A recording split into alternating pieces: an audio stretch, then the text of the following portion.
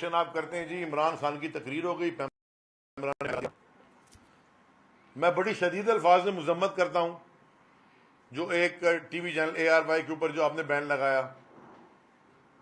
देखें, ये आइन की खिलाफ वर्जी है, ये फ्रीडम ऑफ एक्सप्रेशन हमारा आइन हमें इजाजत देता है। आप पॉलिटिकल विक्टिमाइजेशन हर इदारे से कर रहे हैं, स्टेट स्पॉन्सर्ड टेररिज्म कहलाती है ये, रियासती दहशतगर्दी। तो अब आपने पेमरा जैसे इदारे को भी सियासी बना दिया, इस्लामाबाद पुलिस को तो आपने देख लिया, हर लॉ एनफोर्समेंट एजेंसी आप उसको सियासी बना रहे हैं। तो कानून की रखवाली कौन करेगा जब कानून बनाने वाले वो हैं जिनके ऊपर इतनी मोटी मोटी GITs और कत्ल के मुकदमे और करप्शन के मुकदमे और दुनिया का हर कानून जो चोरी डाकी सारे उनके ऊपर लगे हुए, वो बना रहे हैं जनाब कानून बैठ के असेंबली में। ये लगता है कि ट्विटर हैंडल जो है वो मरियम की कोई टीम का बंदा चला रहा है, वो किस तरह की ट्वीट करते हैं। जब जिस शख्स ने गोली चलाई फॉर्मर प्राइम मिनिस्टर पे, जिस शख्स ने गोली चलाई फॉर्मर प्राइम मिनिस्टर पे, पाकिस्तान तहरीक इंसाफ के चेयरमैन पे,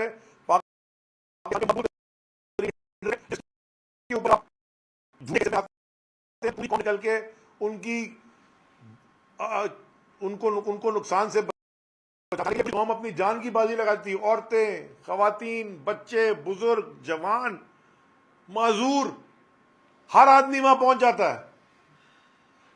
उस शख्स के ऊपर कातिलाना हमला हो चुका है, उनको आप अलाउ नहीं कर रहे वीडियो कॉन के ऊपर एविडेंस लेने का, और जिसने कातिलाना हमला किया वो वीडियो कॉन पे आपको बयान, यानी कि ये इससे बड़ी ये मैं क्या इसको बोलूं, मैं लफ्ज नहीं इस्तेमाल करना चाह रहा मुनाफिकत का, लेकिन मुझे कंफ्यूजन का मैं लफ्ज इस्तेमाल कर लेता हूं। इससे बड़ा कौम को कोई क्वेश्चन मार्क, सवाल या निशान नहीं छोड़ सकता है कोई। आखिर में दो बातें और, कल सिंध हाई कोर्ट में दोबारा हम पेश होंगे। पाकिस्तान के हर कोर्ट ने, यानी कि खैबर पख्तूनख्वा हाई कोर्ट ने, पंजाब हाई कोर्ट ने, पेशावर हाई कोर्ट ने, लाहौर हाई कोर्ट ने, इस्लामाबाद हाई कोर्ट ने, क्वेटा हाई कोर्ट ने, यानी कि बलूचिस्तान के कोर्ट ने, सब ने मुत्तफिका तौर पे ये फैसला सुना दिया है कि जो MNA थे उनकी रेजिग्नेशन जो हमने जब दी थी वो एक्सेप्ट नहीं की, और जो आप जिस तरह कर रहे हैं एक्सेप्ट वो गैर आईनी है, गैर कानूनी है, और वो आप उन सब ने स्टे दे दिया है। सिंध हाई कोर्ट में जब हम गए थे तो honourable chief justice of the Sindh high court ने कहा कि हम 21 तारीख को सुनेंगे, मार्च 21 को। तो हमारे वकील ने उनसे दरखास्त की कि योर ऑनर, इलेक्शन तो 16 तारीख को है, आप 21 को कैसे सुन रहे हैं। फिर हमने अर्जेंसी की एक पटिशन लगाई, उस पर उन्होंने कहा मैं 15 को सुन लूंगा। फिर उनसे जब और थोड़ी दरखास्त की, उन्होंने कहा वो 10 पे आए, आखिर में वो 7 को सेटल हुए, जो कि कल है। तो मेरी उनसे आजिज़ाना गुजारिश है कि आप बाकी हाई कोर्ट्स के सारे फैसले सुन लें, क्योंकि प्रेसिडेंट तो सेट हो चुका है, सारे हाई कोर्ट्स ने फैसला दे दिया, तो एक भी कोर्ट का फैसला होता है, यहाँ तो सारे कोर्ट्स ने प्रेसिडेंट सेट कर दिया। और आखिर में जो मैं बात करना चाहता हूँ बहुत बहुत ज्यादा अहम है, वो ये है कि जो लियाकत जतोई साहब यहाँ बैठे, मैं आपकी इजाजत से जरा शुरू कर दूं, फिर आप उस पर प्लीज बात डिटेल में समझाएं, क्योंकि आप फेडरल मिनिस्टर भी रहे हैं, आप इस सूबे के CM भी रहे हैं, आप हमारे बड़े भी हैं, आप हमें एडवाइस भी करते हैं। मेहड़ में तहरीक इंसाफ ने 12 में से 8 जीत लिए काउंसलर्स, यानी कि टाउन कमेटी तहरीक इंसाफ की आ रही थी, म्युनिसिपल कमेटी। पूरे कराची में धांधली हुई, नजर नहीं, बल्कि इलेक्शन कमीशन में पिछले हफ्ते कहा गया ROs को उठा के अनबेलेबल अरेस्ट वारंट शुरू करो, उनके पास कागजात पूरे नहीं है। हमारे लोगों के पास फॉर्म 11 पूरे हैं, हम खड़े हैं फॉर्म 11 लेके, उनके पास फॉर्म 11 नहीं, RO आता है तो प्रेसाइडिंग नहीं आता, अफसर आता है तो ये नहीं आता।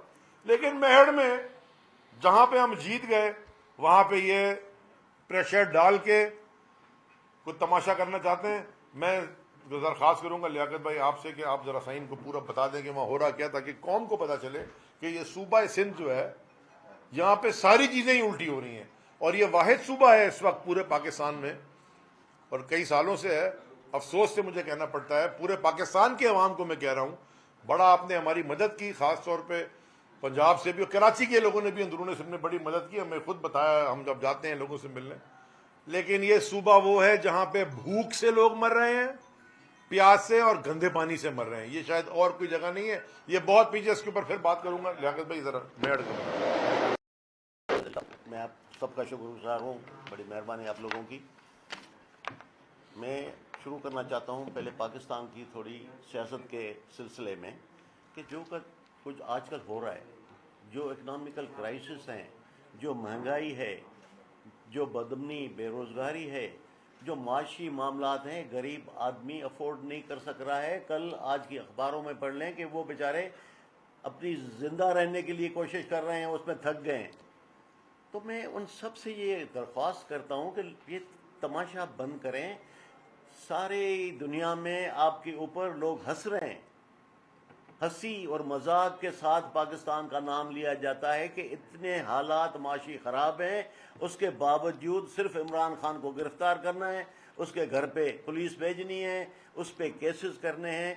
खुदारा जो लोग इस पाकिस्तान के साथ सच्चाई के साथ इंसाफ के साथ रहना चाहते हैं और जिन्होंने कसम उठाई है इसके तहफ़्फ़ुज़ के लिए, वो आगे बढ़े। वरना अगर पाकिस्तान खुदा न खास्ता उसको कुछ हुआ तो नुकसान सबका होगा और पाकिस्तान का नुकसान सबका नुकसान है। ये नहीं सोचना चाहिए कि बस जी ठीक है आपने 4 लोगों को लगा दिया है और इकनॉमी भी तबाह हो जाए, डॉलर भी न मिले, पाउंड। अब जुल्म तो यह है कि यहाँ से अगर कोई बिजनेस क्लास में जाए तो उसको 2.5 लाख रुपया विद होल्ड टैक्स देना पड़ता है। टिकटें महंगी हो गई हैं, खाना पीना नहीं है, पानी नहीं मिल रहा है।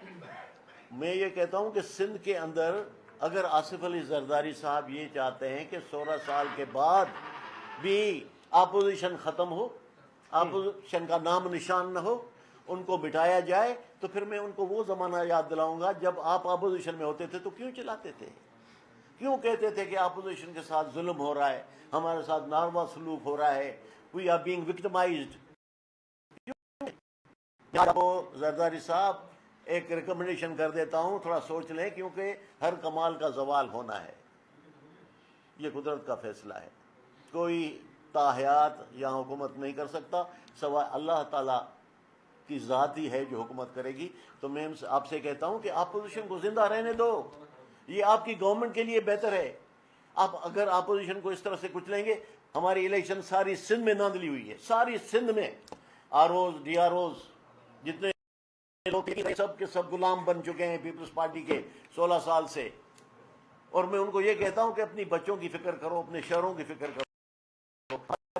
हुई है, आप जाके सिंध की हालत देखें, दादू की गटर का पानी और पीने का पानी मिला हुआ है, ड्रेनेज नहीं है, रोड रास्ता नहीं है, बारिश का पानी खड़ा हो जाता है, आपने हमें डुबो दिया।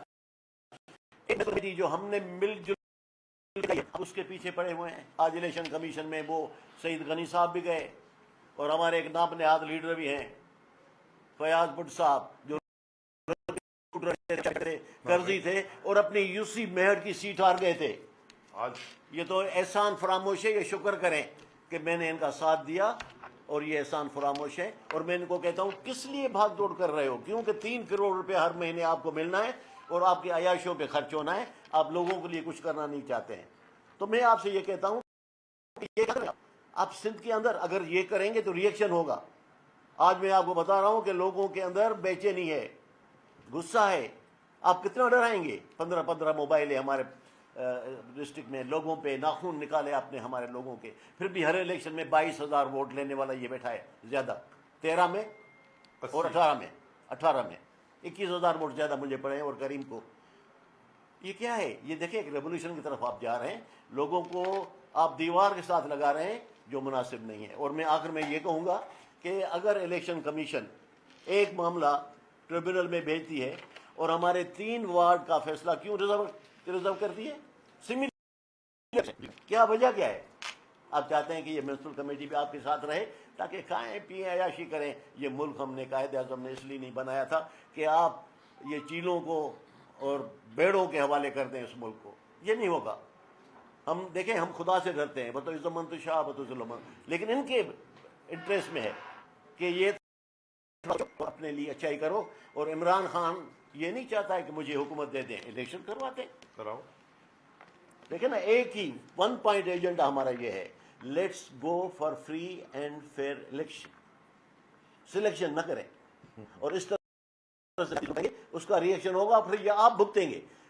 माजी में आपने कानून बनाए, उसका आप शिकार हुए, अभी भी बनाते जा रहे हैं, आप शिकार होंगे। मेहरबानी। तो ऐसा क्या था? और फिर यही अदालत, देखिए यही अदालत जब केस कर रहे थे तो उस वक्त आपने क्यों ना कहा कि भाई कल हम जब अपोजिशन में जाएंगे तो ये हमें सुननी पड़ेगी, आप तो करके निकल जाएंगे। तो ये आज वो कर रहे, कल आप कर रहे थे, तो क्या कहेंगे इस पर आप? सरद भाई देखे ना, ट्विस्ट है थोड़ा सा आपके सवाल में, माजरत के साथ मुझे इजाज़त नहीं है कहने की। हमारे ज़माने में इमरान खान जब प्राइम मिनिस्टर थे, इमरान खान साहब, हमारे ज़माने में हमने जो एविडेंस था वो कलेक्ट करके इदारों को दिया, कभी फोर्स नहीं किया किसी इदारे को, नैब को का इंडिपेंडेंट चलो, एफआई को का इंडिपेंडेंट चलो। वो जब इतने अगर फोर्स करते, हमारे अपने लोगों के ऊपर केस हुए, उन्होंने कैबिनेट छोड़ी, केसेस को भुगता और वापस कैबिनेट में आए, हमारे अपने लोगों पे। वो आज वो भी हमारी लीडरशिप में बैठे में, हमने कभी भी ये फोर्स नहीं किया। मुझे जरा बताएं, जो 74 पता नहीं 70 75 केस इमरान खान साहब के ऊपर बनाए हुए हैं, झूठे मुकदमे, क्यों देख लिया केस बना लो, या मेरे पे 3 ATC बनाई हुई है, हमने तो केस ही नहीं बनाया। हमारे पास तो सारे केस हमें विरसे में मिले थे। हमारे यहाँ तो एक वो खाली मकसूद चपरासी वाला, शहबाज शरीफ पे वो जो क्लियर मनी लॉन्ड्रिंग का केस वो था, और ये राना सनाउल्लाह वाला जो कि एंटी नारकोटिक्स ने बनाया था। मिनिस्टर का काम तो पॉलिसी देना होता है, मिनिस्टर थोड़ी गाड़ी में बैठ के जाता है पकड़ने किसी को। मिनिस्टर का तो काम पॉलिसी देना है और पॉलिसी को इन्फोर्स करना है। तो पॉलिसी दी और पॉलिसी इन्फोर्स की जा रही थी। बाकी तो काम इदारों के ब्यूरोक्रेट्स और जो इंडिपेंडेंट इदारों के DGs और इनका काम होता है, वो उन्होंने काम किया। तो मैं वही तो आपसे कह रहा हूं, अगर वो सही कह रहे थे तो फिर ये कैसे बैठा हुआ इंटीरियर मिनिस्टर बन के? अगर वो गलत कह रहे थे तो फिर उनसे कोई सवाल पूछे कि भाई आपने कितने बड़े पॉलिटिशियन पे, पता नहीं जिसके ऊपर कत्ल के इतने मुकदमे हैं, वो खुद कहाँ है आज? तो ये बड़ा ट्रिकी है। तो इसलिए हम आप सबसे कहते हैं कि